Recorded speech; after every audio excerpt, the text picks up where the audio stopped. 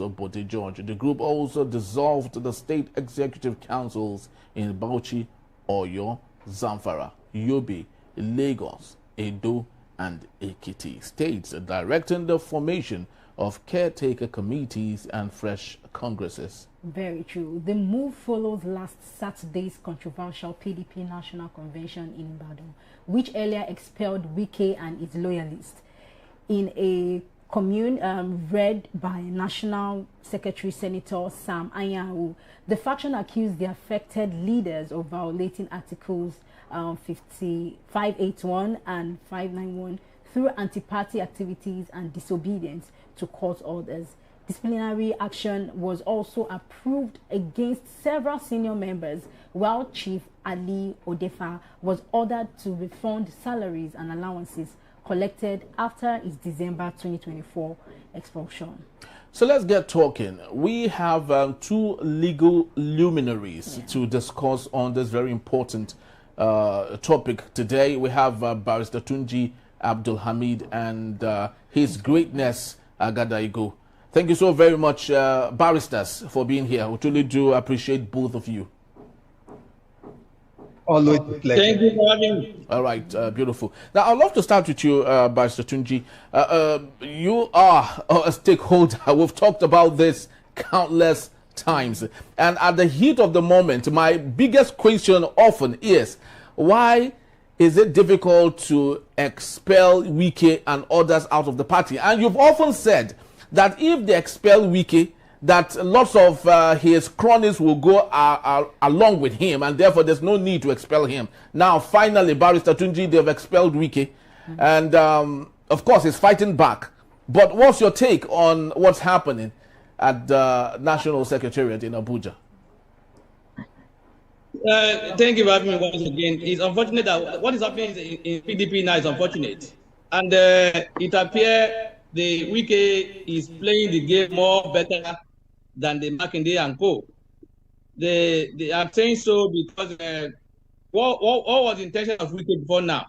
The intention of Wike is to make PDP a party that will not even have peace or even be able to stand. And they are helping him play that game in that manner. They are playing to his game, and they are playing a game in the local balance, and they are doing what will more help the case of Mr. Wike. You see, you people have been talking about expelling Mr. Wike. Did you see the likely consequence of the expulsion now? The little one. And that is the reason why we are talking about expelling Mr. Wike will not will not help the party. It will add more to the crisis of the party. And that is exactly what is happening now. You want to even expel Mr. Wike, who already has a mindset. You do not even follow the process of law, so that you won't have any excuse. You are doing it in a way that has no legal backing. You are doing it in a way where that without following the due process of law, as stated in the constitution of the party, section 57 of the constitution of the PDP, 2017 as amended, stipulates a disciplinary procedure for any member that be alleged of any offense. And what are these procedures? Majorly among them is that that person must be notified of the offense committed in writing. And apart from being notified in writing, he must be allowed to come and defend himself before a disciplinary committee that will be set up. So and the question now is, were there any notices issued to all these people said to have been expelled? Were there opportunity for fair hearing for them to come and defend themselves? And section 57 of the party constitution of the constitution of the PDP, 2017, said that look, anyone that is charged for an offense under the constitution and is not given the opportunity, is not served with any notice of a hearing, or is not given the opportunity to defend himself, any step taken against him shall be null and void. So what are you doing? What you are doing is that you are giving Mr. Wike, like I said earlier on, more opportunity to achieve his objective. And you see, again, he who come to equity must do equity. So he who wants equity must do equity. He who wants to rely on equity must also be equitable in his dealing. The Mr. Bode George moved the motion to expel these people. Mr. Makinde also move a motion for the translation. What is it? The solution of certain Congress ESCOs in certain states on the ground of what's it called, anti-party activities. Is Mr. Chief Makinde, the governor of Oyo State, and Mr. Bode George, are they free from these anti-party activities? Mr. Bode George in 2023 openly supported the Labour Party and the gubernatorial election. Mr. Makinde openly aligned and support Mr. Wike in their G5 ambition to work against the party. Mr. Chief Bode George also joined them in working against the party in 2023 on the ground of they are fighting for justice and fair hearing. So people you are talking about now that you say you are suspended to now are also fighting for fair hearing. What was the case? Anyanwu is fighting. Anyanwu is saying that, look, we have 4 states or even more, including his own states, that have not done their congresses. And he's asking that the courts allow them to do their congresses before going to the convention. The Mr. Legal Advisor, Tamadu Najibade, who is legal advisor of the party, was asked to advise the party as to the legality of going ahead without conducting the congresses. And he told them, look, it will be violation of our constitution for you to do that. And they now say, based on that opinion, they say he's working with them. And therefore, they are all suspended. So what are you talking about? Why is it that Mr. George, who has been immersed in the party activity before now, and Mr. Makinde, why is it that it is now that they now realize they need to fight for party? The fight they are fighting now is not for the party.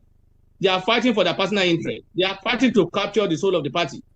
That is, the way they are going about it is giving Mr. Wike an edge in the sense. Look, the ambition of Mr. Wike is for the PDP not to have candidates. And the way they are doing it now, the party has been personalized. It will be very difficult for any serious politician or anybody who wants to contest election to consider fighting for election under the PDP, the way it is now. And that is the ambition of Mr. Wike. And they are playing to his hands. They are allowing him to enjoy himself. He will be laughing where he is now. Say they fall into my trap. And you see, it appears he is planning his game. But those who other side, led by Mr. Makinde and co, are not planning. They are just working based on what's on grant or playing to the gallery. So if you are to expel people, so many people will have to be expelled, including Mr. Makinde and Chief Bode George and some other members of the camp of Mr. Makinde. They are all involved in anti-party activities. So if you want to resolve the party crisis, go by the advice by the former Senate President, Senator Bukola Saraki, step down the Ibadan Convention. Let's come together. Let's see how we can resolve the matter. If we are able to resolve, we'll move ahead. And then we appoint a caretaker committee. If you are not able to resolve, we appoint caretaker committee and see how we can work around it and resolve the matter. And then move on. But no, they are working from answer to question. So that's why you see them go ahead without the convention. Even with the various court judgments that exist, the Abuja court judgment, 2 court judgments in Abuja, and 1 in Ibadan. The two in Abuja said don't go ahead. The one in Ibadan said go ahead, and they are now being deceived by lawyers and even by themselves to apply the principle, not apply to them, by saying where there are 2 conflicting judgments, the last in time will prevail. In the instance case that we are talking about, that principle does not apply. That principle applies to a situation where there are 2 conflicting decisions of the higher courts. For instance, 2 conflicting decisions of the Court of Appeal. And the lower court, which is the high court here now, is faced with similar situation. Which one will follow? When they say it will now follow the one that came last. That is the principle that is available. Not that when they have a court of coordinate jurisdiction, you now say you will pick one. Are we saying that our court, our system, envisage a situation where you have the right to go and fight similar cases or cases of the same matter, on the same subject matter, in 2 different courts of same jurisdiction? Are we saying that is allowed under our law? Is that an abuse of court process? So if you are saying 2 conflicting judgments from a court jurisdiction, and they are saying the last one will prevail, you are saying the court is saying you are free to go and file 2 cases in different courts on the same matter. That's what we're supporting. And for me, like I said, my own understanding is that that position only apply where there are 2 conflicting decisions of the superior courts. That is my take. Okay, so His Greatness, let's look at the national political implications. So could this crisis, right, could it push Nigeria toward a weakened opposition, you know, ahead of the 2027 elections? First of all, before I will, I'm there. Can you hear me? Yes, we can hear you. Before I will answer whether it can push Nigeria to a weakened opposition parties, I want to respond to what my learned friend have said. Okay. Number one, clearly the antics of Mr. Nyesom Wike is to destroy the PDP. Not just, and that's why you remember that immediately Wike succeeded in convincing our president, Bala Mohammed Tinubu, to declare state of emergency in Rivers State and suspending the governor, and the failure of the Supreme Court to intervene immediately. It became clear to governors of opposition party, particularly the PDP, that they were highly endangered species. They were highly endangered species. So that was what necessitated the decamping of many of the PDP governors to APC, beginning with my own home state governor, Delta State, to Akwa Ibom, and all the rest of them. And of course, that really boosted Mr. Wike's confidence in the eyes of Bola Ahmed Tinubu, because it was a feat, wonderful feat, master stroke, what they will call political master stroke for the decimation of the PDP. And that is why, in my own humble opinion, I believe that what only these 2 governors, last man standing, Makinde and Bala, did is what, when they were 13 governors, this is what they ought to have done. If you recall, you know, Mr. Wike said that when they supported Fubara, when they had a PDP. Oh my God! Oh. Can you still hear me? Hello? Hello? I hear you, Barrister. Hello? Okay. You remember that when they had several PDP governors forum meeting in lieu of National Executive Council meeting, and they supported Fubara of Rivers State. And when they supported Fubara, Mr. Nyesom Wike said that he's going to put fire in the states of the PDP governors for supporting their fellow colleague, who is even the vice chairman of PDP Governors Forum. Governors Forum. He says he's going to put fire on their state.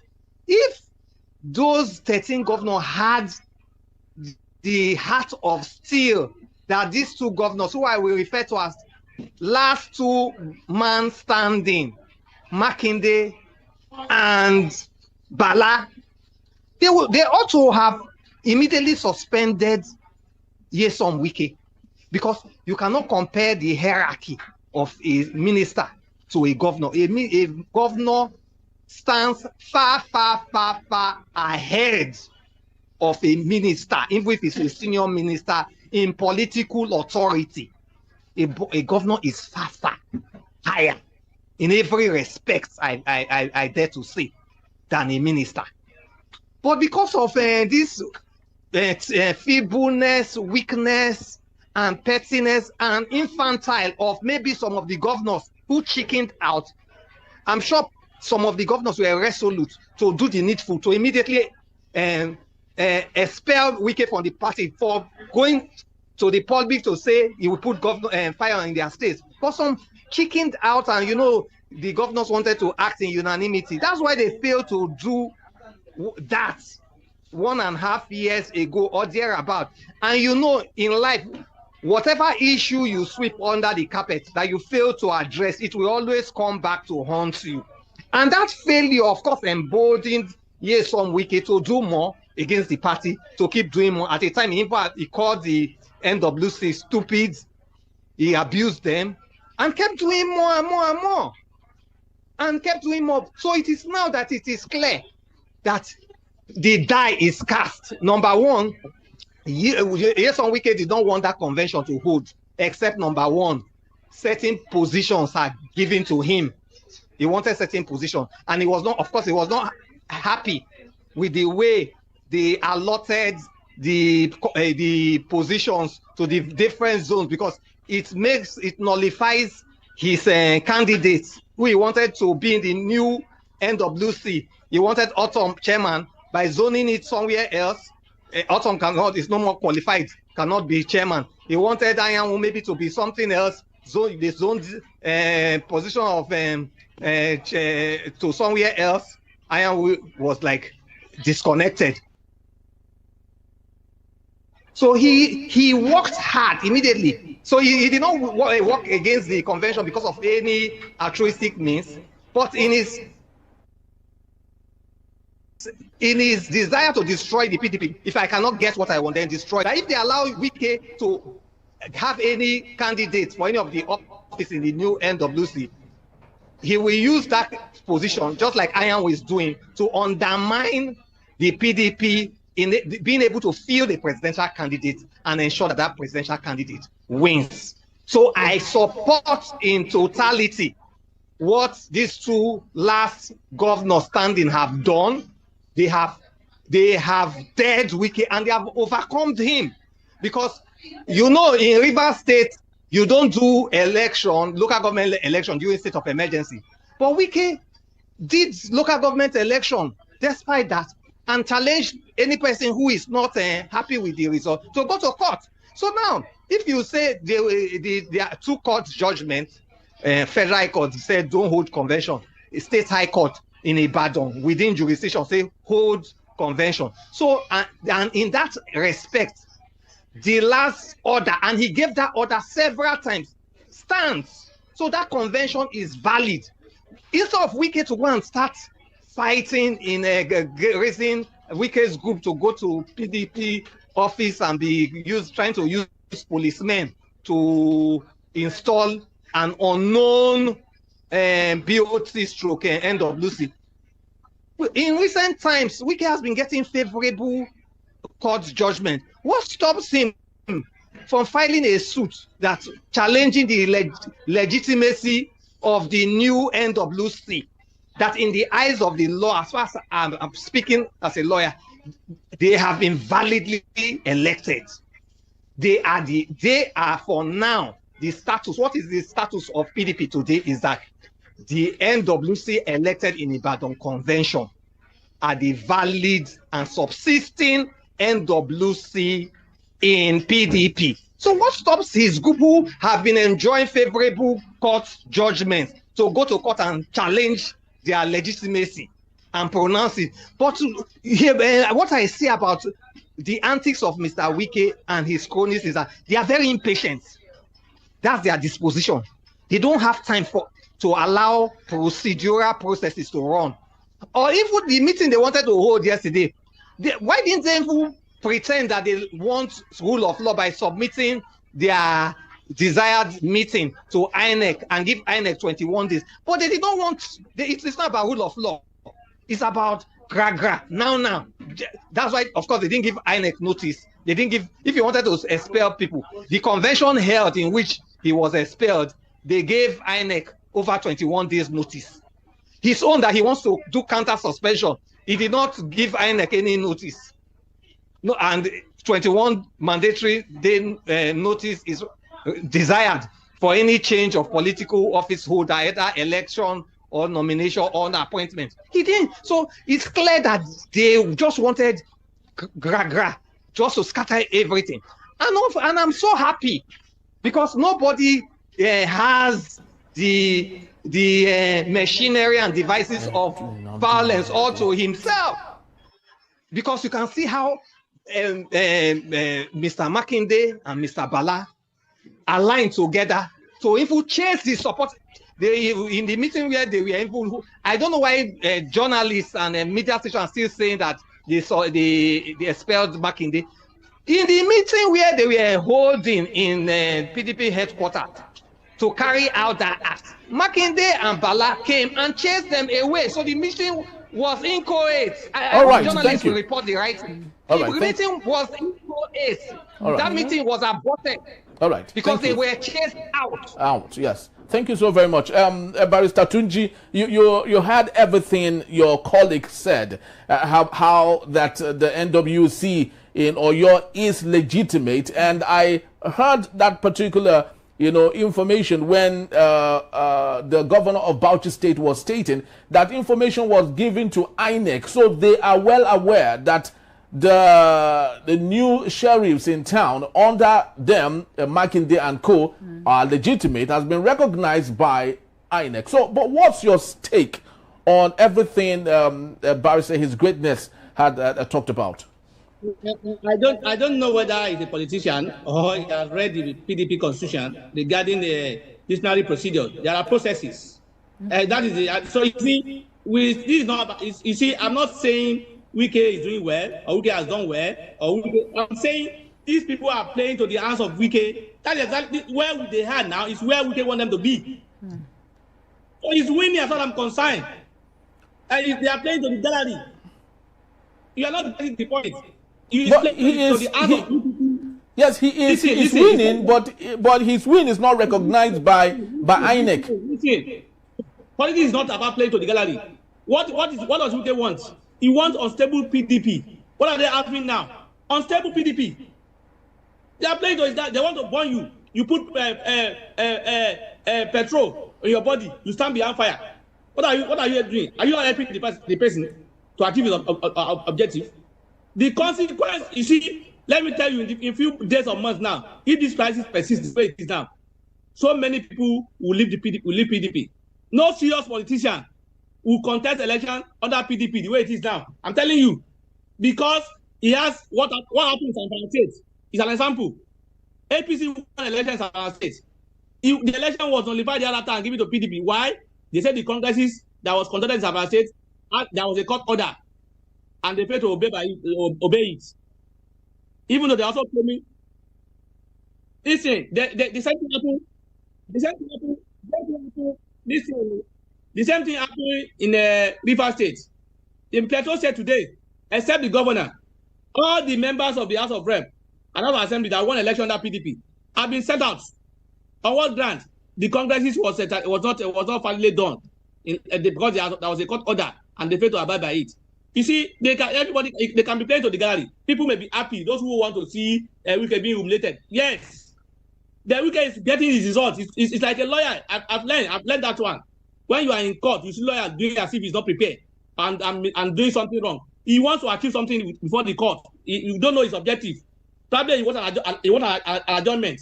He will now behave as if he doesn't even understand what he's doing again, or as if he's not prepared. Other people outside will be looking at him as this man does not even know what he's doing. He's not even a good lawyer.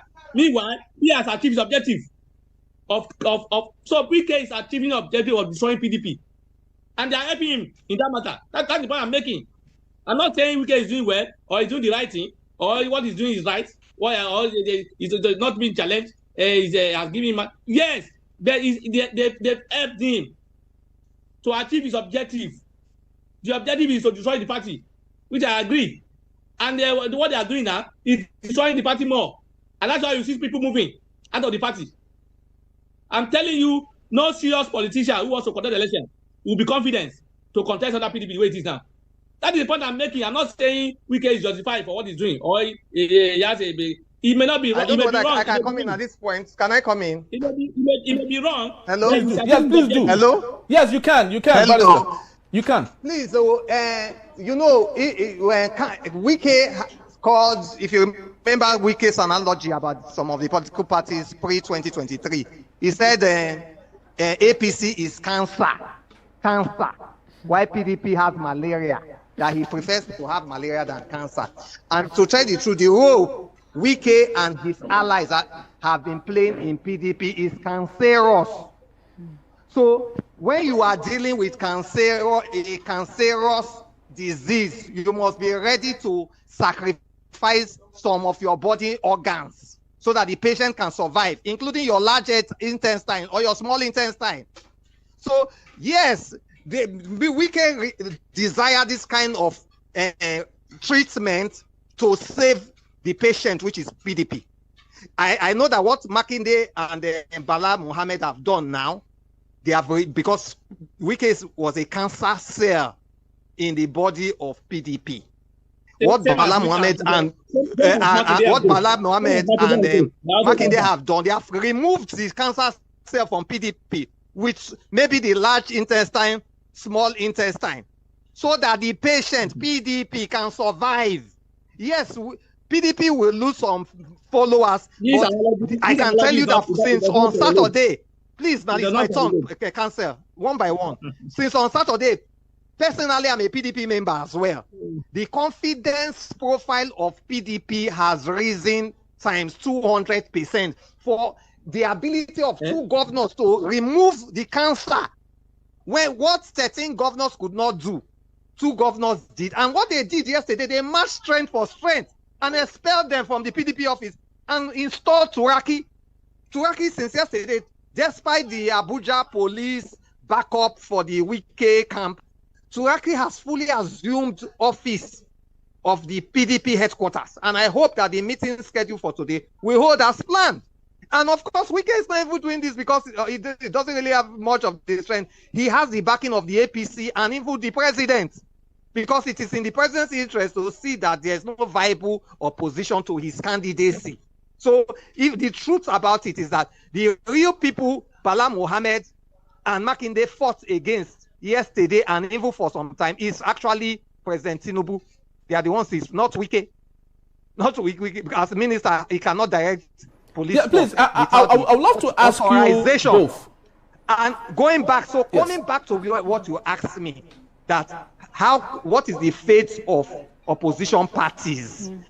The fate of opposition parties in this Tinubu presidency, who is an acclaimed true Democrat, is very bleak and is likely opposition parties and opposition politics, from what we are seeing, is likely to die. And that's why in my earlier submission, I pleaded with the United States President Donald Trump to come and intervene in Nigeria internal political development. But it's not their responsibility, Barrister. It's not the responsibility. It's not his responsibility, but it appears that it is only Donald Trump. When Donald Trump needs this, President Tinubu has immediate malaria fever. Well, I don't think Donald Trump will love to do that. Please, let me land by this. Okay. All Donald Trump may even need to do is to tweet in his truth social media that the United States of America will not tolerate a one-party state in Nigeria and will not tolerate President Bola Tinubu attempt to decimate opposition parties in Nigeria. That's all. It's sufficient to solve this problem. Just that, he doesn't even need to go on it. Let him just make this simple statement in his truth social. You will see that all these police forces and judicial forces against opposition party or politics, because the intention is that they do not only want a one-party state in Nigeria, they want a one-candidate presidential candidate, one person, one presidential candidate who will be Bola Tinubu for the 2027 election. That is what they want. That is what Wike, Tinubu and co are working towards. All right, thank you. I'm calling on the United States president to intervene in this regard. All right, thank you so very much. Barrister Tunji, I would love you to take over now. What's your take on what His Greatness has talked about. And don't you think the semblance of a one-party state and a one candidate taking everything like we saw in Cameroon, don't you see that happening in Nigeria? And therefore, the Makinde and the Bala Mohammed force is what we truly need if we want, a participatory democracy in Nigeria. Henry, thank God my colleague has eventually aligned with my position in his conclusion that the party will be weakening more. All the things he said, we are on the same page regarding the attitude and the way and manner and people are working. But what I'm saying is that the way they are being attacked or they are being approached is helping them achieve their objective. That's my point. And the only objective to weaken the party more. And he has agreed that the way it is that the position will be weakened. Is that not the same thing we are saying? Barrister, the barrister. I'm not looking at that. I'm looking at the consequences of the engagement. Yes. Consequences. What are the consequences? The consequences it will weaken the party more. Barrister, sorry to interject here, but don't you think that postponing the evil days is even worse? Because if we keep pampering Nyesom Wike, whom we know has no agenda, has no positive agenda for the PDP, don't you think it's even getting worse every day? When you get my point clearly, if people don't follow point, that is the point. That's why we're always having issues. I'm not saying it should not be expelled. Yes. There are procedures. Let them follow the procedure so that there won't be excuse. Even if there's excuse, they will be backed by law. But Nyesom Wike cannot respect it. That's the problem. So the problem I'm saying is that the way and manner they have been expelled is not in line with Section 57 of the Constitution of the PDP. And for you see, when people say, "Why they don't expect this fight?" It is only the word that can start it. Which word we suspend Wike in the states? Which word? They cannot jump it like that. So there are procedures, and even when the word they draw this complaint and it find its way up to the top to the up, he must be given opportunity to defend himself. And they said failure to give him notice, failure to give him opportunity to come and defend himself will nullify the expulsion, whatever state that has been taken. That is the point I'm making. I'm not saying they should not expel him. If they want to expel him, follow the law, follow the due process. That is why we are having problem in the party. Impunity. People doing things the way they like. Going from answer to question. We will not get it right, and it will affect the party more. And that is the point I'm making. I'm not saying it's good to leave him. He has the power. Engaging him. You see, when you engage a madman, what are you also calling yourself? You are also becoming a madman like him. When a madman, when you are in the bathroom, and a madman come and remove your clothes, and you move out of the bathroom, and you start chasing him. What are you also doing? That is the point I'm making. I'm not saying Wike is doing well or what he's doing is right. I'm not saying so. I said his ambition, his objective is to destroy the party. And engaging him in this manner, the way he's being engaged, the way they are doing it for a fight, both parties bringing whatever and starting to say, I have power, you don't have power. It will only destroy the party more. People who are responsible and reasonable will leave the party and go elsewhere. And what I'm trying to fight for, we will not be there again. All right. Thank you so very much. Yes, His Greatness, please, as we wind up for today, I am excited that both of you are lawyers and you understand these things better than us, even the journalists, especially what the law has to say. Barrister Tunji talked about what happened in Zamfara, what happened in Plateau State. How can we prevent that from happening on a national scale, knowing that there are two factions now? I understand that the Makinde faction has said that INEC recognizes them. But how do we avoid a situation like we saw in Plateau, where everyone in the PDP won the election and it was given back to the APC, and Zamfara, opposite of the case? What is the law saying about all of this now? First of all, let me be very clear about this. If you are in a bedroom, a madman breaks into your bedroom and starts chasing you, you are running in your room, running in your house, and he's trying to chase you out. You have been pushed between the devil and the deep sea. What you should do, you should also become mad. You know, we have some degree of madness in us, and start chasing him because he wants to chase you. In your nakedness, is that? Naked. So you have to not become mad and chase him away and carry cutlass. I tell you, madmen, they have some sense. By the time he sees that you carry cutlass and face him, you will not realize that it's like your madness is higher. You know, mad people, they respect authority. It's higher than he will not beg you. At times he will kneel down and beg you and obey you and leave your house. But if you start playing the victim, and that's why I'm so disappointed at PDP. Many of people left PDP because 13 state governors, one minister chasing you around that he's mad, and you are running all around that because if you try to chase him back, you'll be viewed as a madman. That's what PDP has been doing. And that's why they were victims, and it cost they lost a lot in doing that. But now, two greater mad governors now stood up to him yesterday, and they chased him and his force out of their PDP secretariat and reclaimed their secretariat and their position. So in response to my learned friend, many a times it takes madness to defeat a madman. Not gentleman. You know, we lawyers, we call ourselves gentlemen.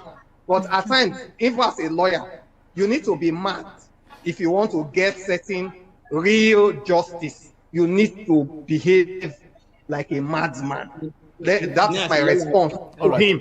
And so, having laid that foundation, in fact, a lot of things going wrong in Nigeria will continue until Nigerians will begin to become mad at their so-called servants who have now become their lord. Until we Nigerians begin to behave mad, our so-called leaders, they will not behave themselves. So that is, from my learned friend's position, that's a prescription to Nigeria in checkmating our over-bloated political leaders. Having said that, what is the way forward for PDP? Number one, that Plateau State judgment was a judgment given in default by the Court of Appeal, because that is, the Supreme Court has said it time and time again, that courts of law do not have jurisdiction to inquire into the affairs of political parties. But what the Court of Appeal did was that since they saw that they were the apex court in that election petition, and it will not go to the Supreme Court, that is why they gave that judgment. Ordinarily, if that judgment had moved further to Supreme Court, that judgment would have been set aside. It would have been set aside. Now, why? Ask yourself, Mr. Wike has been getting favorable judgments in court. If he believes that his expulsion done at the convention is not lawful or procedures were not following, what stops him from approaching his usual lawyer to take it up to court where he has been getting favorable judgments, so that it will be set aside? Both the convention and the resolution expelling him from the party will be set aside. So why is he hesitant to take that step? Maybe, let me pose this likely answer. Maybe because he knows that at the end of the day, the Supreme Court will make a final determination in these matters. And the Supreme Court will likely say that the way and manner a party disciplines its members and organizes its convention is the internal affairs of the political party. And no court of law has jurisdiction to inquire into it. That is the understanding he has, that has made him to take the laws into his hand, to try to go to the PDP headquarters and install people who are unknown to INEC or unknown to PDP members to be leaders of the party.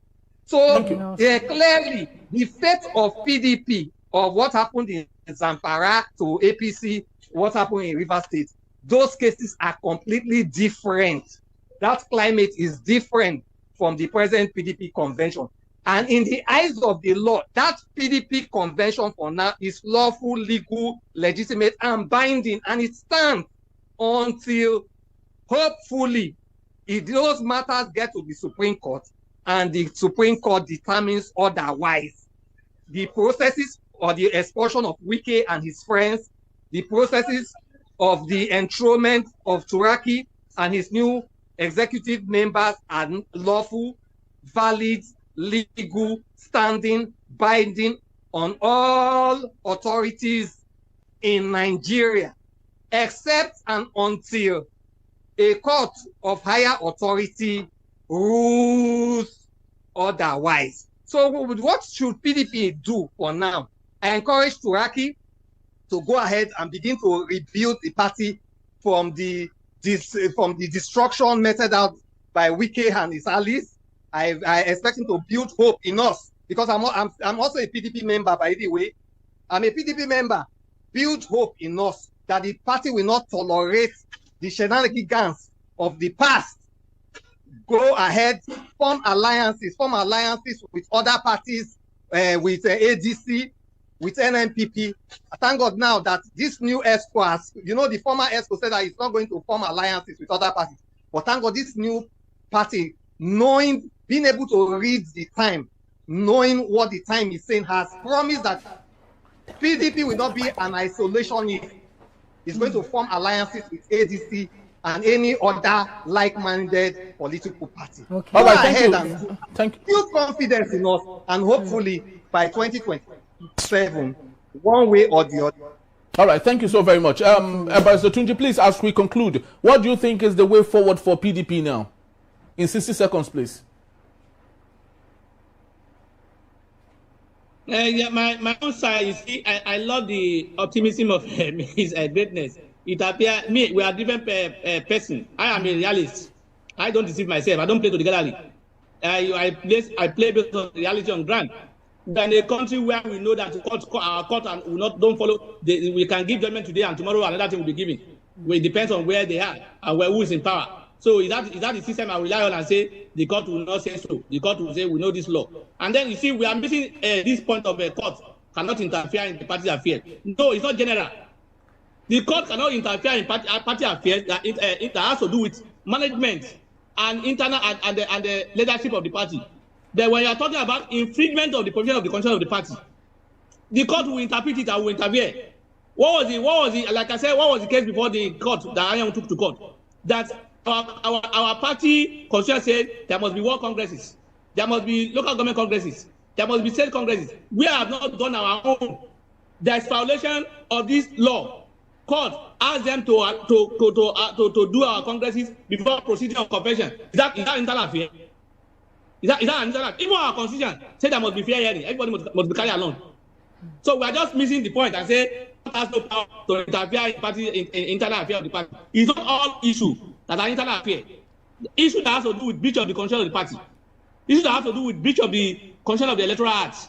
Issue that has to do with the guideline of the electoral act or guideline of the party. Issue that has to do with the constitution of the Federal Republic of Nigeria is not an internal affair of the party. The court can intervene. And that is the point we are talking about here now. Like Lamido now. Lamido is talking about not being allowed to buy form. Whether he came late or did not come late or whatever, the point is that was it giving opportunity to buy form? If it's not giving opportunity, that is fundamental. That law requires that everybody must be allowed to participate. So you cannot say that's an internal affair. You can't say party has the right to not to sell form to anybody they don't want to sell to. No, that's not an internal affair. That's law. So we need to distinguish between the two. And like I said, I am not. I don't play to gallery. And as a lawyer, when I deal with cases, I don't play to the gallery. I look at the consequences, not that I want to impress people to say I show them. No, I want to look what are the consequences of what will happen thereafter. And I just said it simply that Wike is happy with what is happening now. The Wike, they are not going to court. You know why? They are, to their belief, they are saying there is no expulsion. So you can't challenge what does not exist. That's what they are telling you. And they are operating, even though illegally, they are operating their own side of the party. Even though it may be legal, because there's no way 2 or 3 people can form a party and start appointing BOT, appointing this and that. It's not, but at least they have made the party to become 2. And that's their mind. So for me, the way out is for the party to, for the people in the leadership to share their ego, follow the rule of law, both sides. Wike, I don't even want to call about Wike because Wike knows where he's going.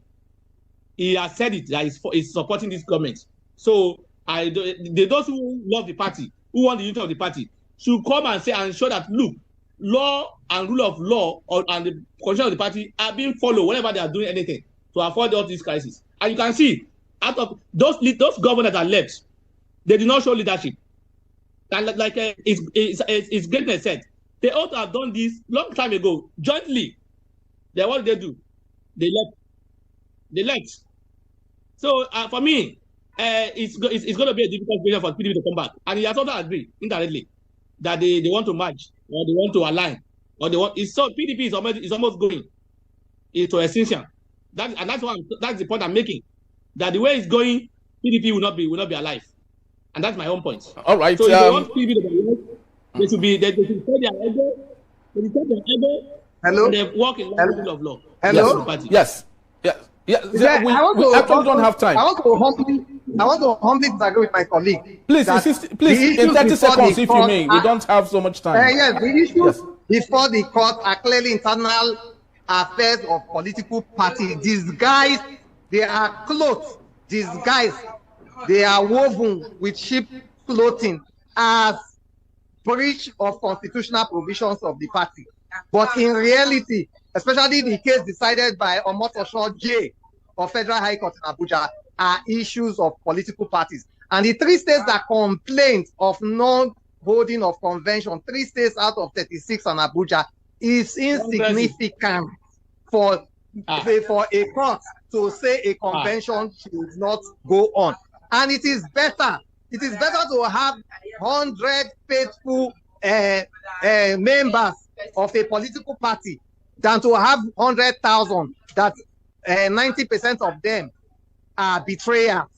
And that's what the PDP have done. They have been able to expunge elements that are bent on destroying the popular wills and aspirations of the members of PDP from the party. And I say kudos to Governor Makinde, who I've never been a fan of, and kudos to Governor Bala, who have been accusing of being slow and too compromising before now. But yeah, from what happened since on Saturday till yesterday, they have won my deepest respect and regard, and say kudos to them for embarking on the salvation of the People's Democratic Party. And I would, yes. we who are members of, who are the remnants of PDP, we will support the new leadership to ensure that PDP is not extinguished, but takes its rightful place in the political development of the Federal Republic of Nigeria. Thank you so very much, barristers, for being here. We truly do appreciate you both. Of course, when 2 elephants fight, the grass suffers the most. Yeah. What Nigerians want in all of this issue is to be given the opportunity of selecting whom they would vote for. Exactly. A situation where come 2027, we only have President Bala Ahmed Tinubu, and others are just mere people that do not matter or do not have the same strength as much as President Bala Ahmed Tinubu. That is not democracy. What Nigerians want, a situation where they can select, they can, of course, cast their votes for the right person that they need in Nigeria. It's often said that PDP is a cat with 9 lives.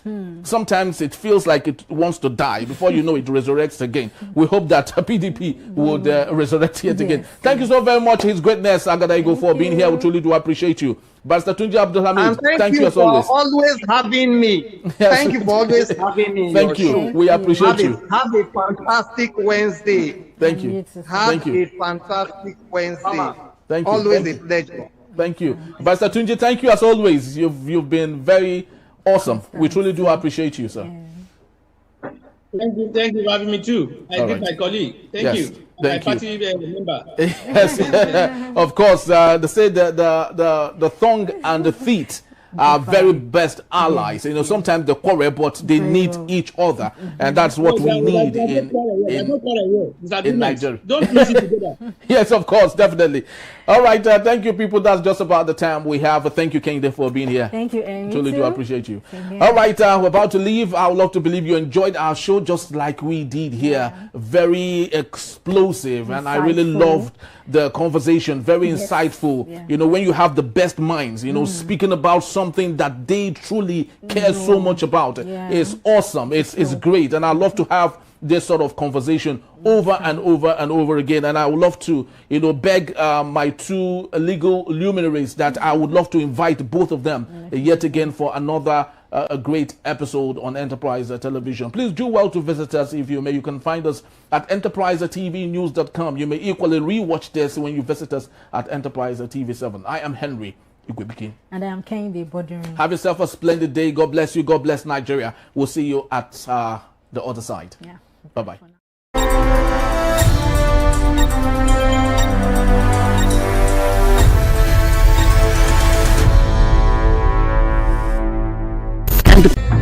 It's on.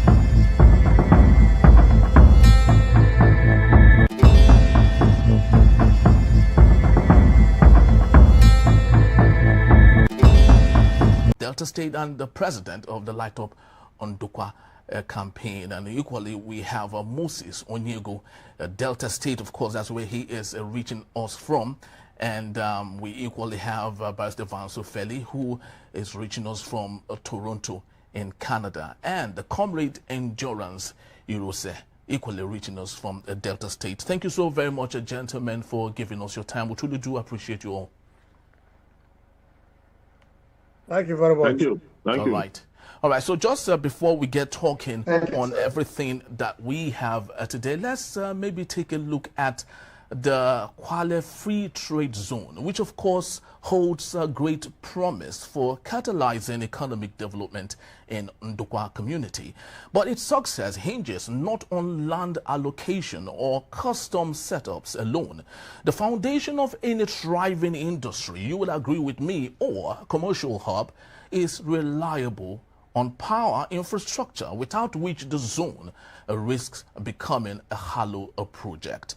Persistent blackouts and the lack of immediate independent power producer, that is the IPP capacity, demand a proactive approach. Energy solution must be integrated from the inception of the project, not treated as a secondary concern. This is not merely a technical issue, it is a matter of economic and urgent viability and a concern. Now let's get talking on these and more, and I'd love to start with the president of the Light Up Ndukwa campaign, and Comrade Stanley, and please can you just help us, how has it been thus far with the Light Up Ndukwa campaign, just before we get into other interesting matters?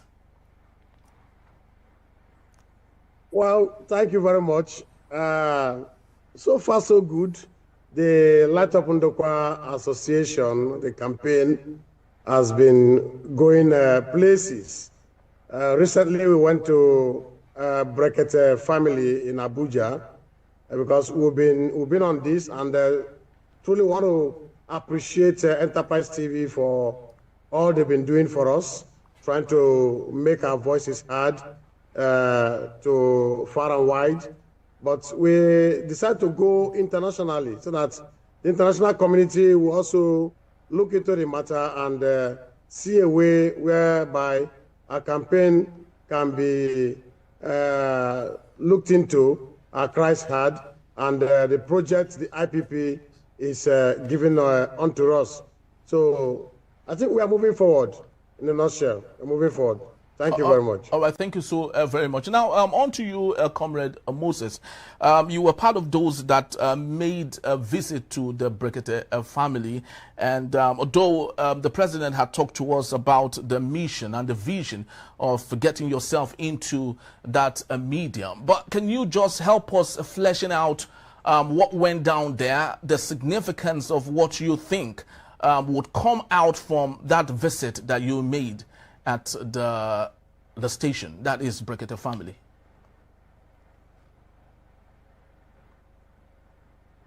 Comrade Moses, can you hear me? Comrade Moses, are you there? Yes, I'm with you. All right, beautiful. So did you get the question? Yeah. So on the issue of the... Come again. Yes, I said, did you get the question? Can you come again, please? Yeah, so my question is this. You were... come again so I can pick the question.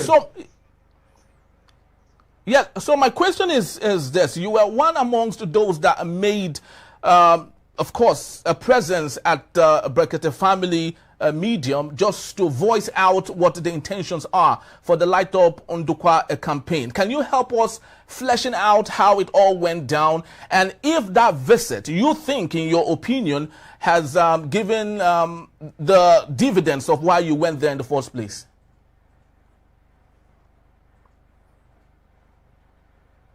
Thank you, sir. Actually, the Light Up Ndukwa Association was in Brekete Human Rights Radio and TV station in Abuja, and our aim and objective of going to the Human Rights TV station was still in line, in tandem with our struggle for not just lighting up Ndukwa Nation, but a total overall to the negligence that Ndukwa Nation has suffered in all ramifications.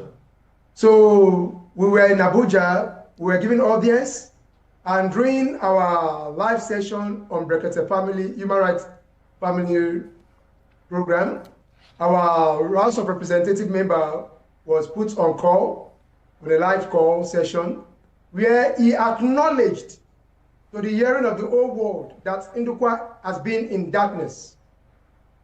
He accepted that, yes, our people are one of the most peace-loving persons in the nation Nigeria.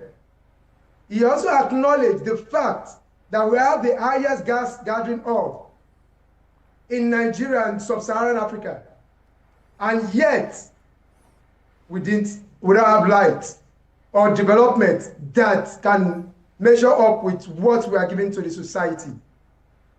So we were on live program.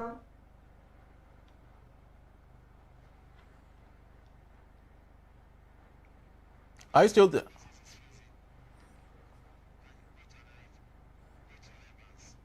All right, so while we'll get Moses to talk to us, I guess communication is an issue there. Let me just go straight to Barrister Vance Ofeli.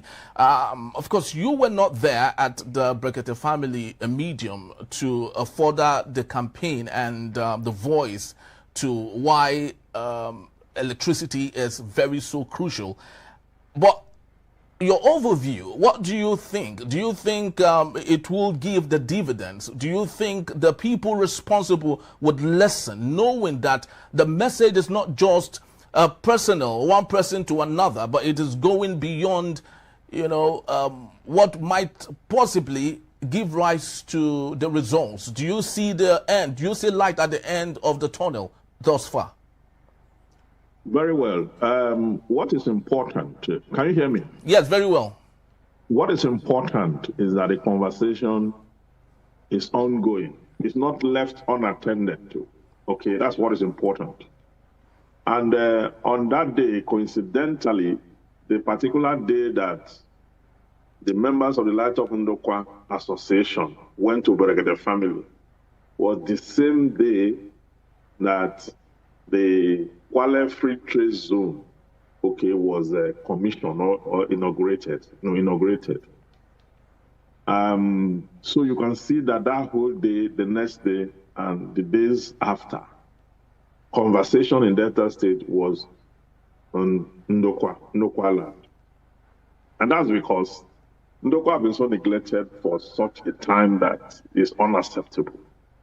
Okay, so it is my belief that the gathering that we had at the Brigadier family is one that is critical and important because it raised a lot of questions, and our representatives were called to account. Ned Moku, who represents Delta North, was called, though he didn't take the call. The call didn't go through.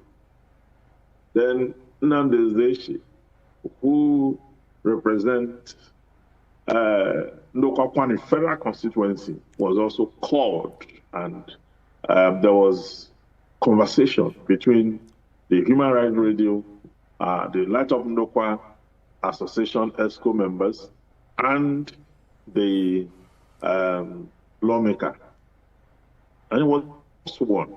And this is what we ought to do as Nigerians, to make sure we hold our leaders accountable. And he has responded to the call to ensure that we have the IPP project in place. Okay? Whilst that was going on, in Kwale, the Kwale Free Trade Zone issue was ongoing too. And in that place, even though they have their own ideology as how they want things done, but we in Ndokwa, we believe that we need power supply even before you talk about a Kwale Free Trade Zone. Because when you put up a Kwale Free Trade Zone without electricity, it's going to become a moribund and a project that may not pass the test of time, because you cannot put such kind of humongous project there wherein you are calling the entire world to come and invest because you now have a business hub. You are building a free trade zone, and then that free trade zone is going to become a business hub that will serve that whole axis and beyond. And then what you are doing is you're creating awareness. You're asking people to come. But one thing I know about investors is that if you build a free trade zone and you have no power supply, or your plan or the project on power have been long suspended, the IPP have been long suspended, and you are calling the world to a free trade zone, you won't get it right that way. Because power is important. Yes, it's power that will, bring energy to the free trade zone. And once there's energy in the free trade zone, investors will come and invest in that free trade zone. And what that will do is that it will now create employment in that region. Okay? Those who are into transportation, their business will expand, because as you have influx of people into the free trade zone, those people need to move from one location to the other. Then the issue of security. What we have done at the Brigadier family, not like we planned it to coincide with the event, but that it is providence that made it so. We use that day to remind them that it is power first, okay? And then that you cannot have a free trade zone that you're not talking about power. Because the state ought to have taken over the IPP project by now. Because the state even have its own independent rural electrification program. And I did an advocacy sometime on countermeasure here that since the state already have an existing one, the state can bring the IPP for the Ndokwa land into that program and serve it. Because now there's adjustment in legislation. Okay, the Constitution have given the room for states to not generate and distribute power. So that is the reason we have to key into it. Delta State government need to key into it and do the needful. Even when we're talking about insecurity in Delta and the rest of that, when you have constant power supply, it's difficult for people to come in and do criminal activities in an area, because when everywhere is lit up, both in the day and in the night, people will be engaged. Okay, artisans will be engaged. Those who have learned one trade or the other will have power to deploy them. Then the whole place will be brightened. Anybody that wants to perform any criminal activity will be seen. And so we are not against the Kwale Free Trade Zone. In fact, it is our birthright. We acknowledge it. We thank the Delta State government for that feat. But we're saying that they should not forget that energy is much more an important resource. That if you have constant power supply in Kwale, and people start to do business, people can come together and create a free trade zone. Individuals, if there's power supply, individuals can come together and create a free trade zone. People can do it as long as there's power. So that tells you that power is much more important than any other program that has been cited in local land. And so we must, as a matter of necessity, accentuate that ideology vis-a-vis the Kwale Free Trade Zone. To get to you, Comrade Endurance, at this point, I had the opportunity of listening to the response by your representative, that is Honorable Nnamdi Ezechi. When the petite protest, the Light Up Ndokwa protest held in Abuja, and he said that nothing is instant, that everything is a process, that the IPP would be done with process, right? That the people should allow the state and the federal know how to sit this together. So do you think that the Light Up Ndokwa is maybe moving too fast, faster than the state government would love, so as they can make this possible?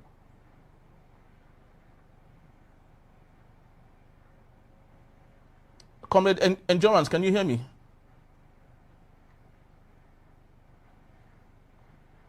Are you there, Comrade Endurance? Yes, I'm listening. Sorry, I'm actually in the office doing one or two things. Yes. So, but did you get my question? Okay, come again. Yes, so my question is this. I said I had the opportunity of listening to the response by your representative, Honorable Nnamdi Ezechi, on the protest that held in Abuja concerning the Light Up Ndokwa protest and all that, the campaign rather. And he said that the people in charge of bringing up this campaign should give the state government, Delta State government, some time, some time to work it out with the federal government. Now, my question is, do you think the Light Up Ndokwa campaign is moving faster than the state government would have anticipated? Yeah, first of all, thank you for having me. Yes, it is moving, and we are determined to push the campaign further as much as we can, in the best of our abilities, to create the awareness and to let people know exactly what is going on. So actually, yes, we are moving faster than the thought. Let's get to Comrade Stanley at this point. Now let's take a look at the free trade zone. Barrister had said so much about how that it's very important that we need power before the free trade zone is viable. But at this point, don't you equally think that some leeway should be given to the state government at this point, knowing that all of these pieces are coming together, and possibly the light that we all expect might just be somewhere in the corner, and maybe we should just maybe lower our temperature a bit? Do you think it's necessary at this point? Well, looking at that, yes, like what the barrister says, power is the bedrock of any development in any society. And the free trade zone, yes, it's a good one for we Ndokwa people, because it's not just the Kwale axis alone, it's for the entire Ndokwa nation. But without power, I don't see the visibility of it. I don't see it seeing the light of day. Like what we've been campaigning for a very long time, if the state government are having an issue about the step down, or the federal government are having issue about the step down, like I said, we, the Light Up Ndokwa campaign team, have been saying long ago that we have people that are ready to invest in the step down. It's just a question for the state governor, the federal government representative, and the people that are ready to invest, which is, they call it a public-private partnership, PPP. They can all sit down on a round table and get it done, because they can just come in and start up the process of the step down without having an MOU with the state government and the federal government. The land is there. The tower line is almost close to the IPP plant. They just have to come together. Let's see a way whereby this can be achieved. And when it's done, forget about any other thing in the free trade zone. You see the development kickstart immediately. So that is just what is on ground. But till now, I don't know if maybe the state government are not ready for that meeting. If not, we've given them that point that there are some of our people in diaspora that are ready to invest in the step down.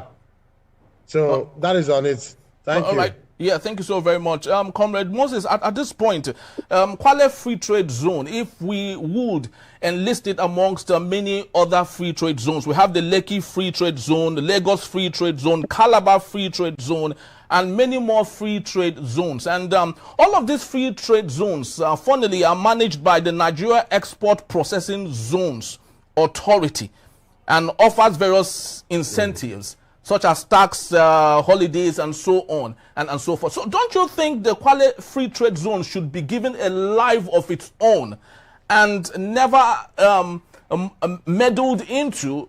Maybe the Light Up Ndokwa could just be autonomous, while the free trade zone, the Kwale Free Trade Zone, should exist on its own, such that it can, of course, have life and breathe of its own. Thank you, sir. When you're talking about the Kwale Free Trade Zone, it's a project, like my chairman just rightly said. It's not just for Kwale, it's for the whole Ndokwa nation at large.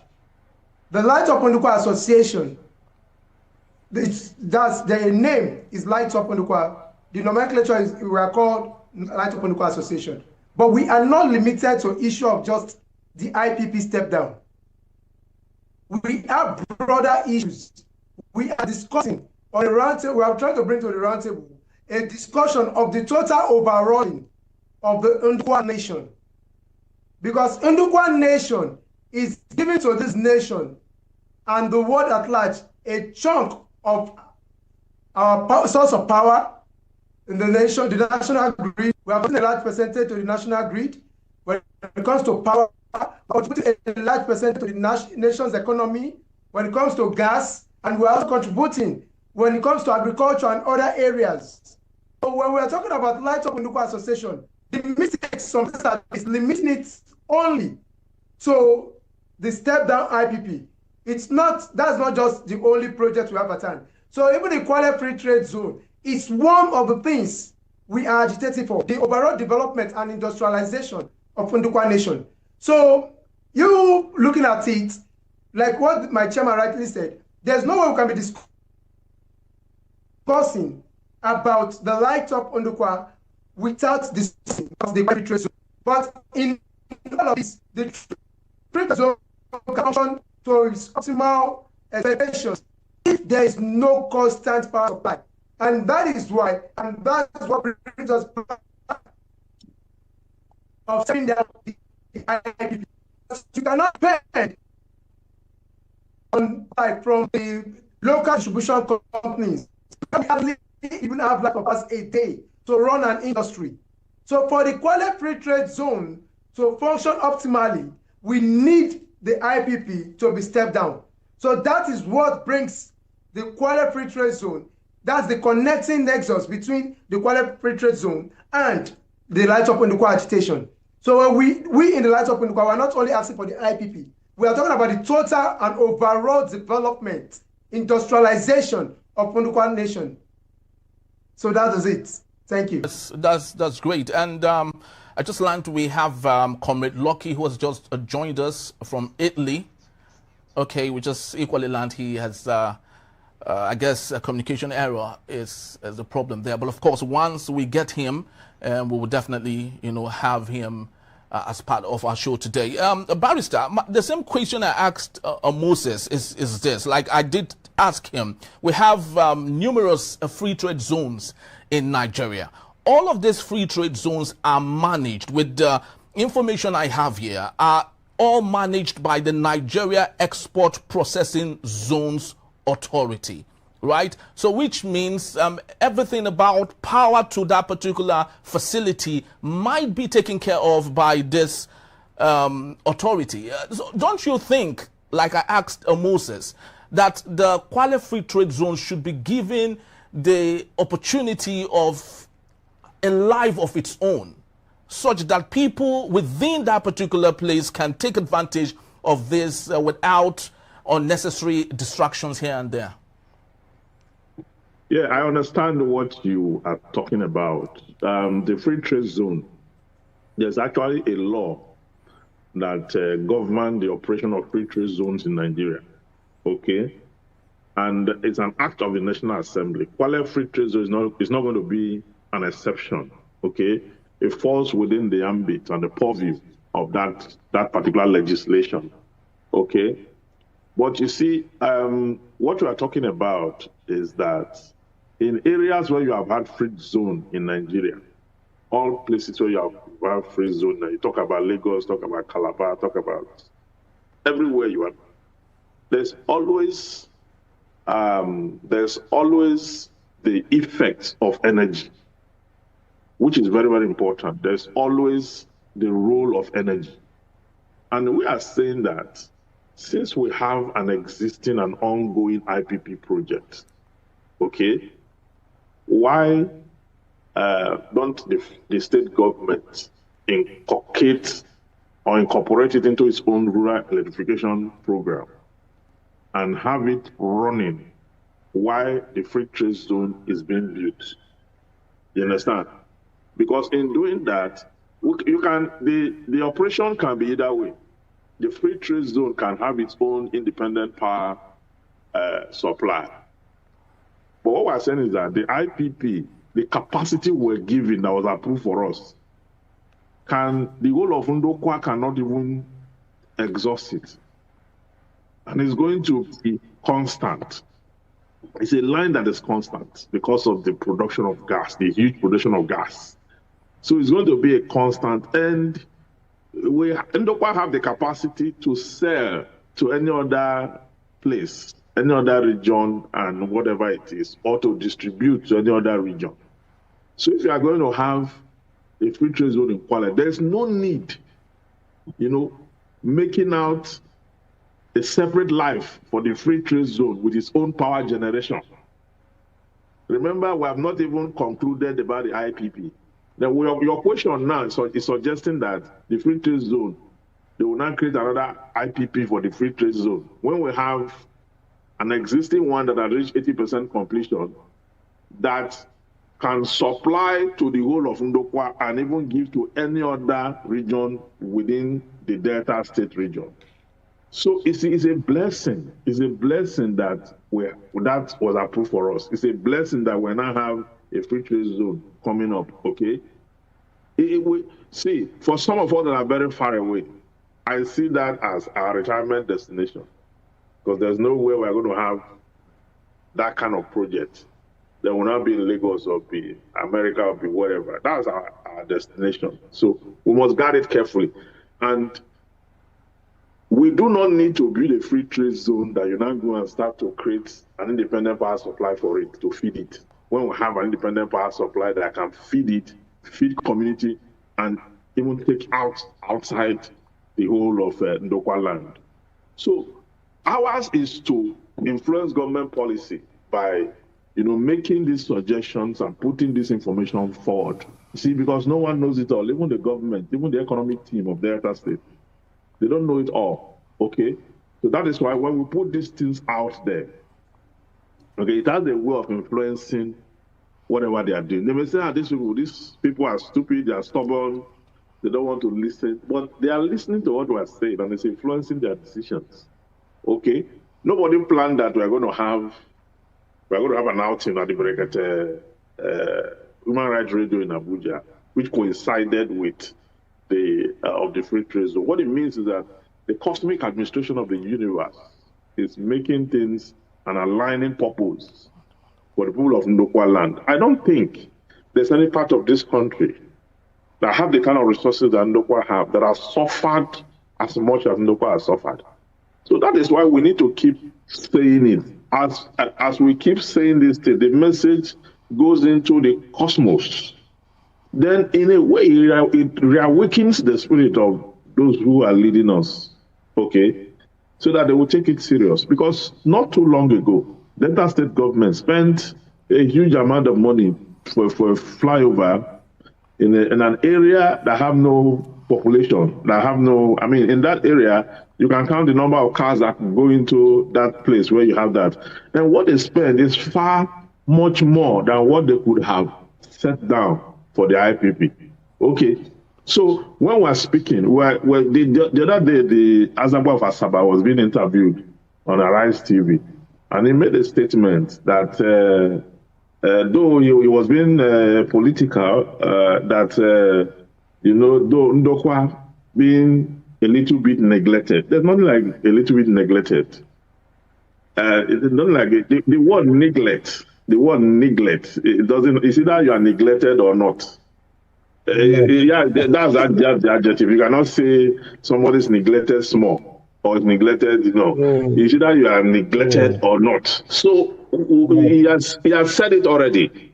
He has said it already. So that region that have the highest production of wealth must be compensated effectively.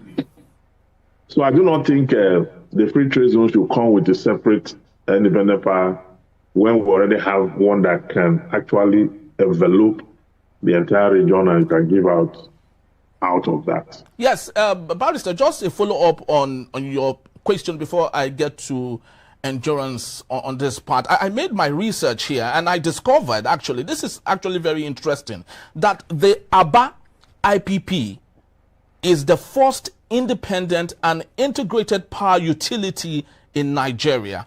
And there's something interesting here. It says the project is presently owned by the project developer and a sponsor.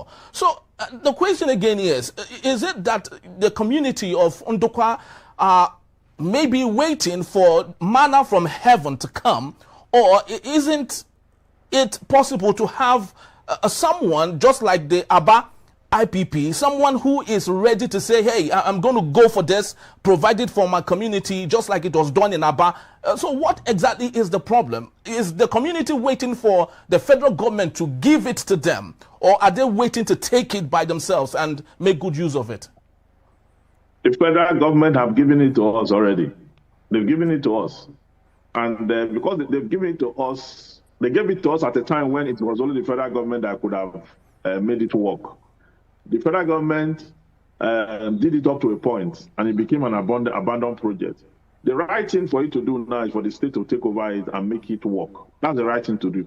You talk about Aba. You see why in my language we say, okay, Arugbe, you start to compare you with your junior when you are not living up to expectation.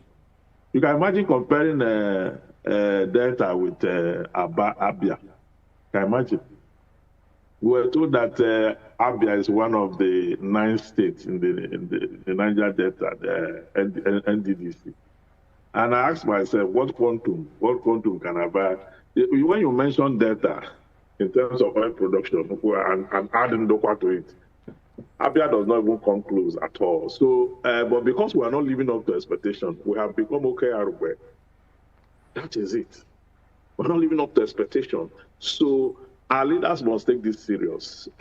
You can imagine now, your research now says that Aba is the first IPP. Did you see that? Yes. When this was given to us in 2003, which is, if we have completed it, would they be calling Aba first? Aba's own only started not up to 2 years. Yes. Just by the new during the days of Goodluck Ebele Jonathan, actually, it was when. So now you are reading something say Aba is first. It's first. It's going to be first because they refuse to do ours. Ours that started in 2003. Yes. So, because you didn't complete it, so now somebody else is being first because it's not working. Ours is not working. That's what I'm saying. So, I mean, this is very painful and it's happening because we are all the parameters to put it to work is there. Let me yield the floor for Mr. Endurance. All right. So, Comrade Endurance, at this point, lots of things. If we begin to unveil, lots of issues there and here, it will be very complex, for us. But for the average Ndokwa man at this point, who wants to run his business, who wants to create, who wants to employ people, who wants to take advantage of the peaceful coexistence in the community and do something for themselves, what do you think at this point, just before the IPP, comes on board? What do you think would be the most reliable alternative for the average entrepreneur in Ndokwa community? Well, if you're talking about alternative, people have already resolved to using solar and our usual generator. That's what people have been using. But let me say this. The issue at stake is incompetence on the part of those in leadership.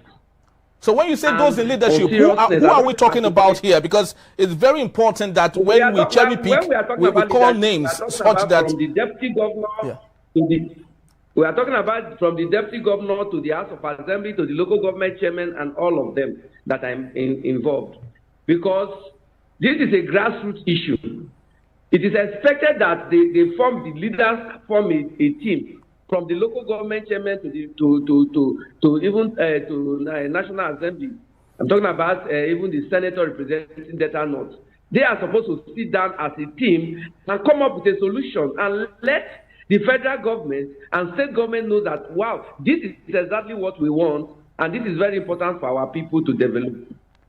But somehow, they don't want to understand that power is the basic, is the foundation for development. Because the way and manner they are handling this light issue shows that they don't even, because these are a bunch of people that have never been in business, they have not done anything with their lives. They just wake up one day and boom, they are in power. So they don't even know what to do with their power. They don't know, because if they know, they should know that we want to provide the electricity, every other thing, every other thing take off from there. Power is the foundation for every development. All economic activities depend on electricity. The standard of living of everybody depends on electricity. So for them not to give priority to this electricity is a major concern to everybody. You see? So I believe that the bunch of people that call themselves leaders actually don't know why they are there. They don't have the will to look into this matter and solve a problem.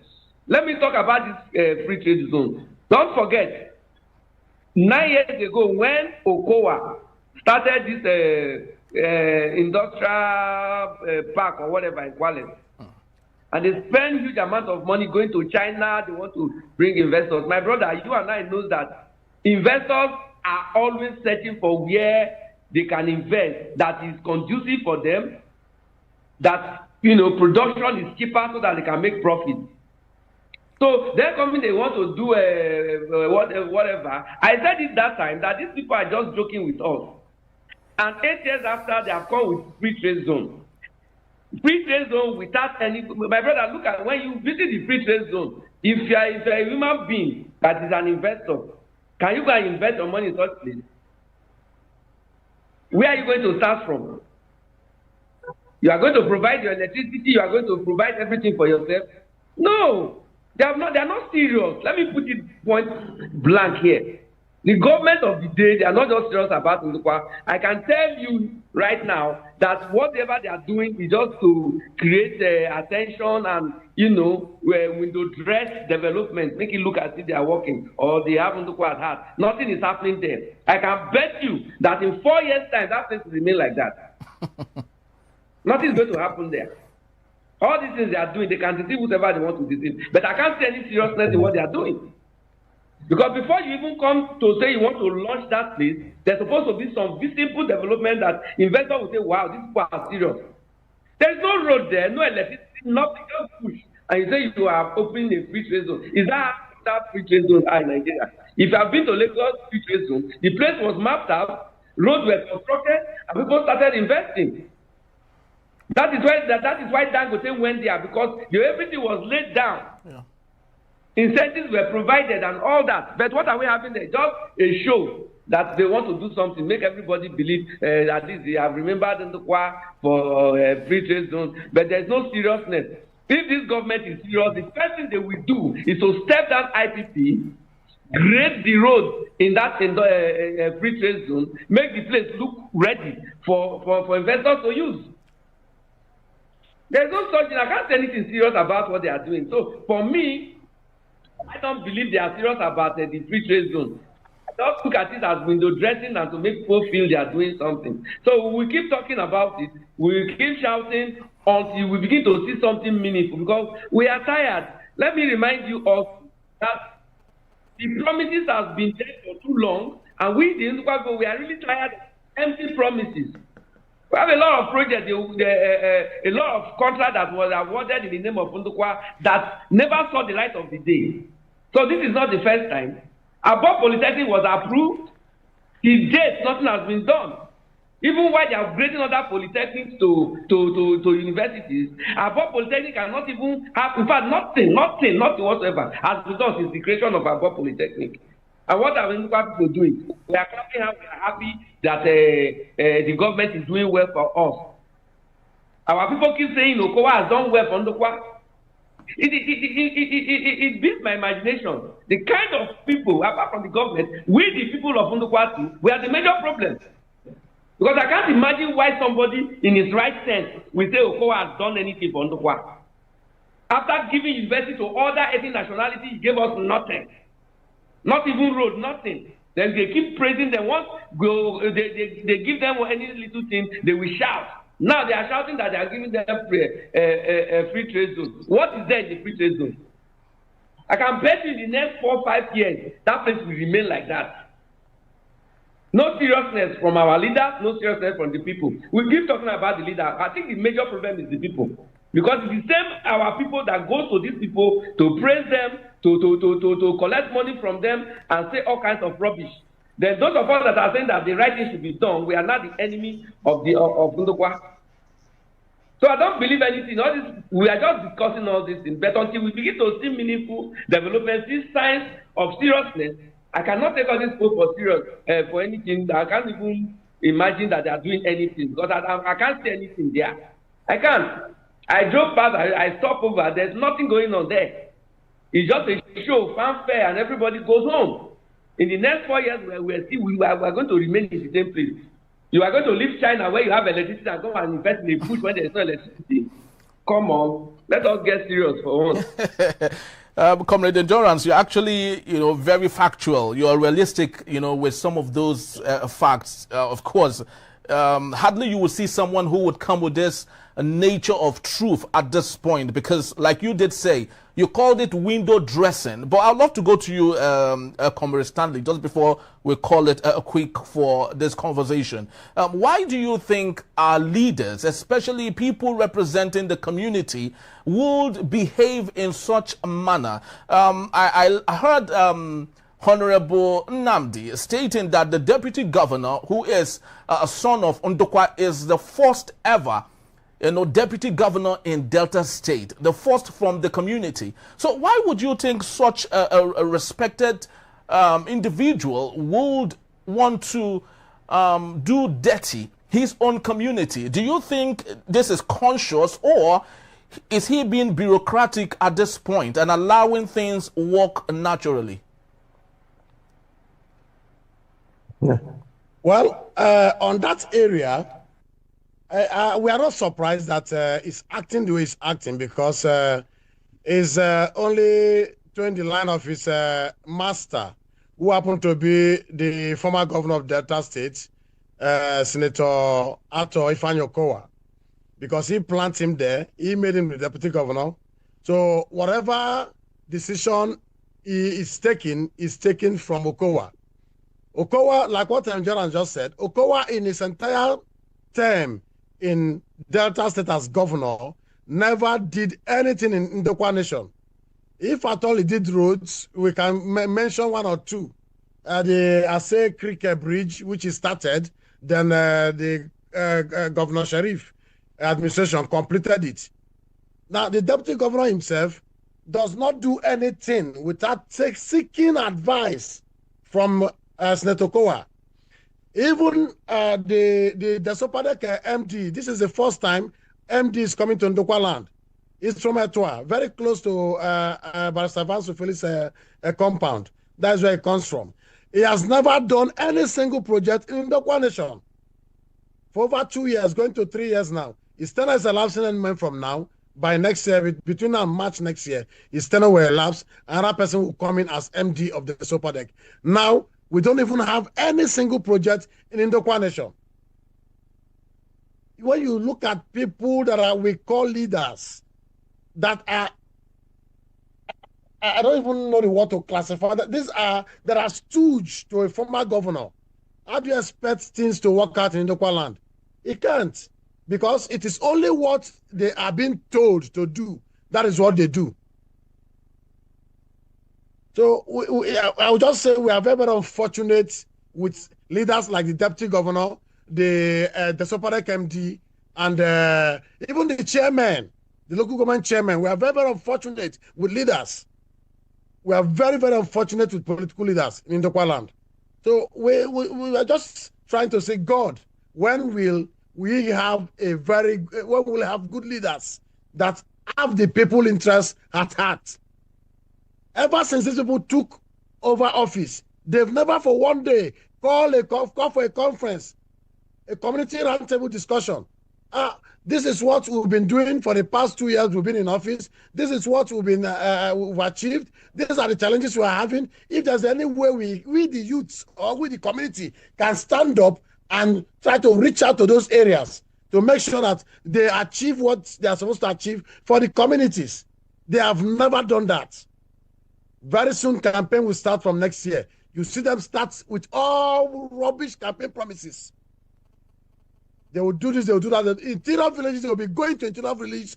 And when it comes to dividend of democracy, they will go to those interior villages. They can't even do anything to that effect.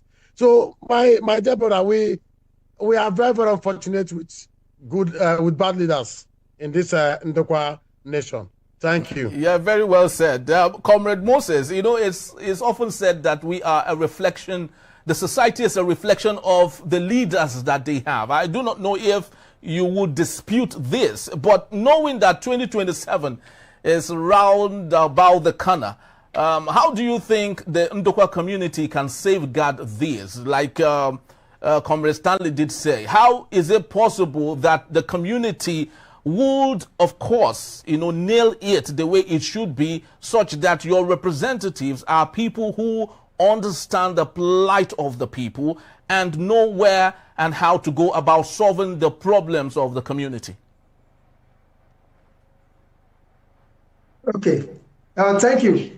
Like what my leader just said right now, when we talk about leadership, leadership goes a long way to bring development, because a true leader is someone who has the interest of his or her followers at heart. Now, like you said, 2026 by the corner. In a few months' time, we start hearing jingles of different campaign promises and the rest. And what we are also doing in Light Up Ndukwa is not just the agitation. We are also bringing to the table political emancipation of the mind of the general Ndukwa citizen. Because we want to change that mindset that, yes, our leaders just believe once it's 4 years' time, they come with campaign promises, they come with peanuts, bags of rice, money, vote buying and the rest. You find your way to the position of the office, then after the election, you abandon the people. In the next 4 years, you are back again with same promises. What they do, or what they are used to doing, is when it is few months to electioneering period, you now see them coming up with different projects at different places, whereby these projects are projects that will elapse beyond the electioneering period. So they will now come with promises like, if you want me to complete this project I've started, please vote for me for a second tenure, for me to come in and complete this project. And we have already got all these antics. So what we are saying is, anybody that wants us, or any that wants us to vote them back to power come 2027, should do something meaningful, not a promise. Don't come and promise us after you winning the second tenure, you're going to do this. No, do it now. You still have a good time frame. A year is enough for any meaningful project in any area. They have the finance, they have the land. We are not in a flood-prone area, apart from our brothers in the Ndukwa East, but we still have a good chunk of land in Ndukwa West and Ndukwani, where we can build industries, facilities, and prove to the people of Ndukwa Nation that, yes, you really have us at heart. So waiting till 2027 to come with your promises again, it's not going to work out. It's not business as usual, because the Ndukwa man has awakened to the fact that, yes, it's either you are doing it or we'll put you out. We are not after you coming to give us promises of what you will not achieve, telling us, vote for me and I will do this for you. No, do it now. So any political class or elite that wants the vote and support of the Ndukwa people should start it now. This is still 2025. We have between now and 2026 a whole year to actualize any meaningful project that will win the hearts of the Ndukwa Nation to support any political elite. So any leader that is waiting for 2027 to come back with their usual gimmicks of vote buying and cajoling the voters to vote for them, or through suppression of voters' rights, they are not going to have it as business as usual, because the Ndukwa man has woken up and we are ready to take the bull by the horn. We are ready to bell the cat and change the narratives. And what's that narratives? No developmental projects, there are not visible projects or visible plans on ground of what you've done in your first tenure. You are not going back. Even as the governor, we know Ndukwa Nation is not the only place that votes for the governor or the deputy governor.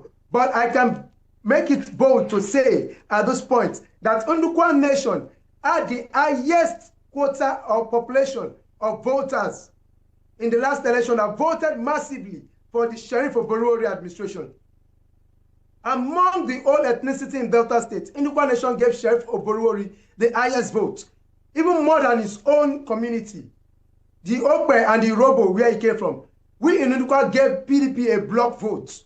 But we are saying this time around, it's either you are doing things that are visible, or we will tell our people, we have come to that political emancipation and awakening, that it's either you are working or you'll be booted out. Whether you are the governor, whether you are the House of Rep, the senator, the local government chairman, or the House of Assembly, State House of Assembly, whoever you are, if you want the support of the Ndukwa man, then get to work. We want to see proofs that, yes, you really have us at heart, not waiting for 2027. So anyone that is waiting for 2027, we're also waiting for them. Our people have awakened and we are ready to boot them out of office. So they should not think it's business as usual, where they will be coming with peanuts for vote buying. We are saying no to vote buying, no to rigging of elections, and anyone that's having that at the back of their mind should be ready for Ndukwa Nation. The Ndukwa youth, the Ndukwa women, the Ndukwa adults are saying no. We have come to change that ideology, and that is one thing they should take home, that it's not business as usual in Ndukwa land. Thank you. Thank you so very much, Comrade Moses. It's not business as usual. Barrister Ivan Sofeli, my last question to you. Bishop Kuka once said that Nigeria is a country where people with no leadership dexterity govern those with so much intelligence. And little wonder you have all of the shenanigans we see today, not just in our remote communities, but across Nigeria in its entirety. How is it possible for us to get people like you and many more to get onto the driver's seat and lead the community such that we won't have to come back to having all of these discussions because we have the wrong people at the seat of authority? Is it ever possible to have you join the race and maybe correct all of these things once and for all? It is possible. It is possible to have intellectuals. I mean, not just me, a host of other persons like mine take over the mantle of leadership, especially in the local land. You know, Bishop Coker was right when he said that, and we've seen it all the time, how the rig elections, illiterates will emerge as leaders, while professors will be the one who will count the votes for the illiterates and submit to INEC. Tell me which politician, how many of them have qualification, okay? There are people who dropped out from school and the rest of that and come to live criminally. And we keep hoping against hope that someday they will get it right, they will do the right thing. They will never do the right thing. They will never do it, as long as they are there without conscience. You know, I was talking to you about, the other day, I was talking to you about the Kwale General Hospital, where if you want to give birth, you have to bring candle. A woman will give birth with candle and the rest of that. Since 2 days ago, I made that broadcasting today. I've received a total of 29 calls from friends, acquaintances, and enemies. You understand? Somebody even told me, you know, sent me a message and say, we were born with ukweka and without gloves. That's what they told me. You know what they call ukweka? Ukweka is this lantern that you use, kerosene lantern. The one that is exposed, I have no glass. Yeah, and all that.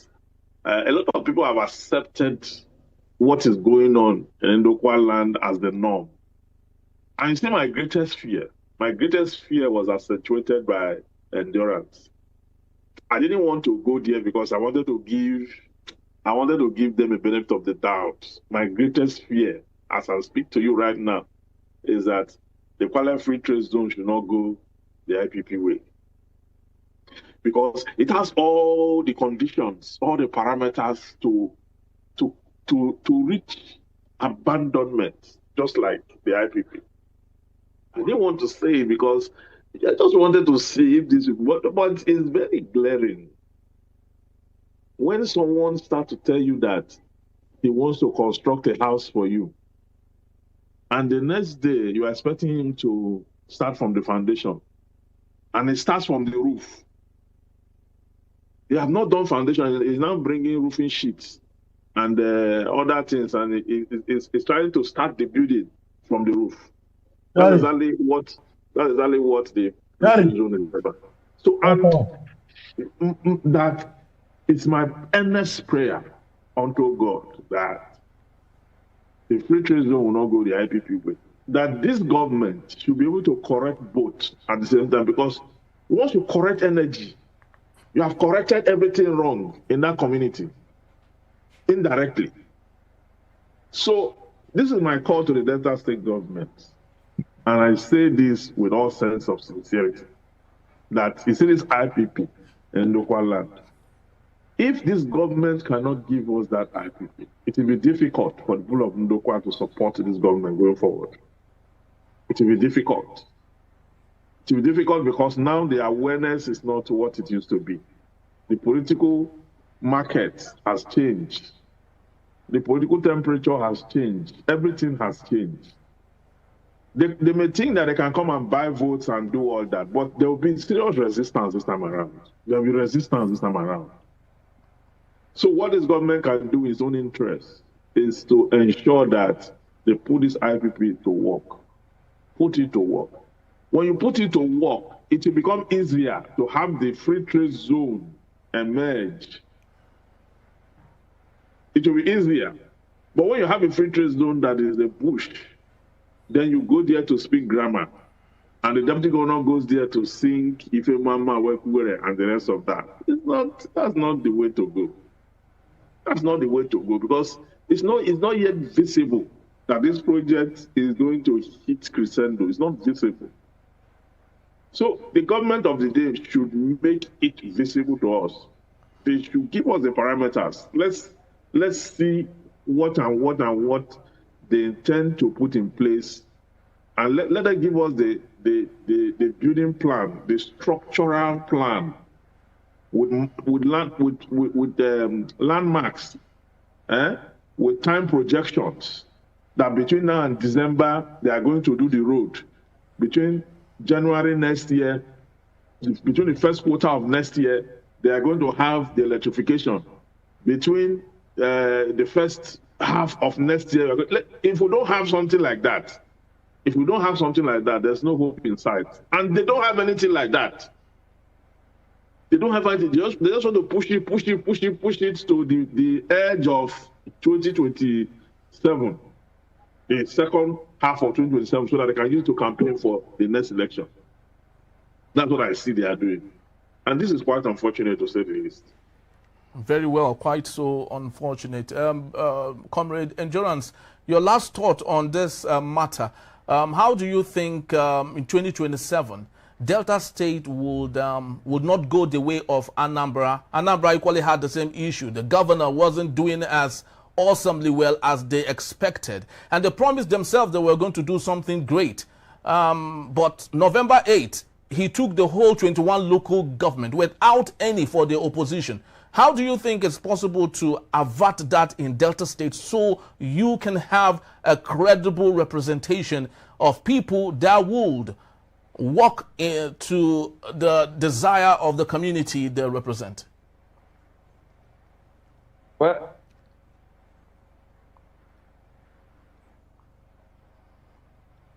can you hear me? My brother, let me see. Hello? Yes, I can hear you. Okay.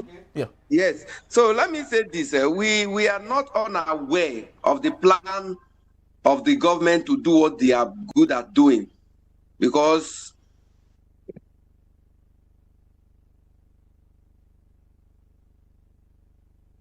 take it or leave it.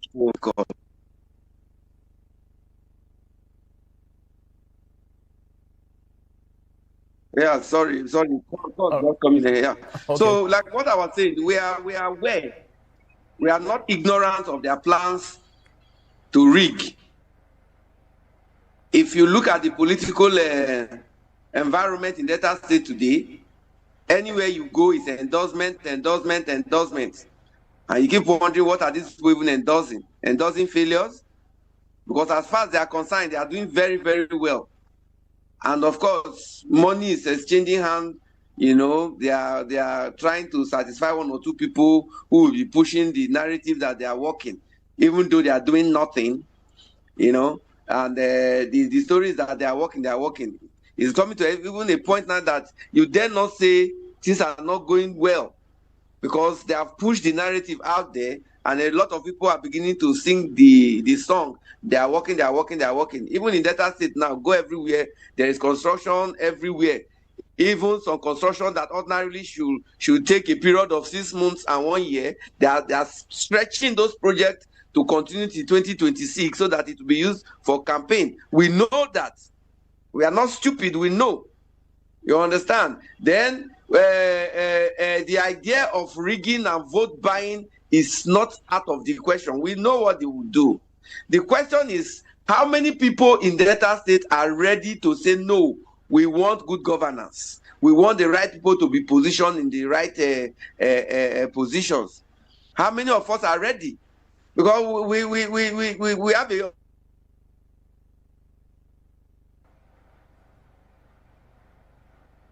another group. I belong to another group that we are campaigners. As you are coming to vote, you should also be ready to defend your vote. From each unit, everybody should go out there and sensitize the people. But how we are going to do that is another problem, because the problem is the people too.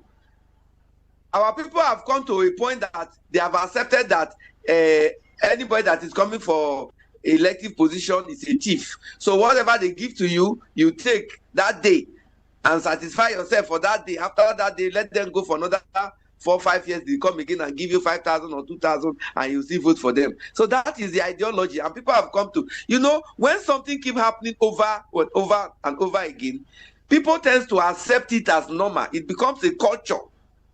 So electoral malpractice have become a culture in Delta State.